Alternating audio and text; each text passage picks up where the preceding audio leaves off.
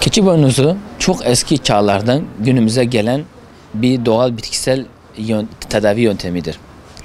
Keçi boynuzu daha çok böyle İzmir, Akdeniz, Mersin bölgesinde yetişiyor. Şimdi günümüzde tedavi olarak çok kullanılan bir meyvedir.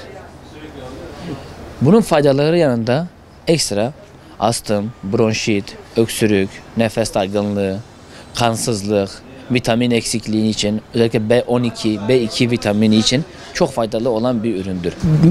Mide bağışlarına da iyi geliyor ama genelde daha çok bağışıklık sistemini güçlendiriyor. Vitamin eksikliği, demir eksikliğine çok iyi geliyor. Mide hazmını da kolaylaştırıyor, onun da faydası var.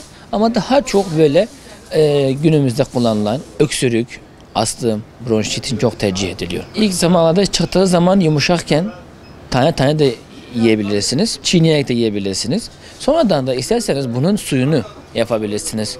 1, 2, 3 tane dal keçi boynuzunu parçalayarak bir cezveye bırakıp üzerine içeceğiniz kadar 1 bardak su veya 2 bardak suyun üzerine koyup 5-10 dakika kadar kaynatabilirsiniz.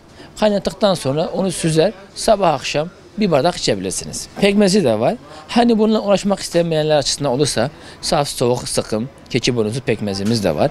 Onu da tüketiyoruz, değerlendiriyoruz. Genelde daha çok böyle orta çocuklar için, öksürük için, bağışıklık sistemini güçlendirmesi için, vitaminlerin artması için, kansızlık için çok tercih ediyorlar. Fiyatı uygun, tavsiye ediyoruz. Yani fiyat açısından çok uygundur. Kaliteli ürünler getiriyoruz.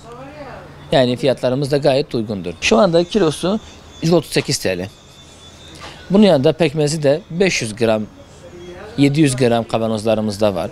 180 liraya var, 150 liraya var. Fiyatlarımız değişiyor onlara göre. Yetişkini hiç fark etmiyor. Bebekten başlayıp en yaşlı insana kadar kullanabilir. Bebeklerde olur astım, bronşitine iyi gelir. Bağışıklık sistemini güçlendirmesine iyi gelir. İştah açar, kilo alır.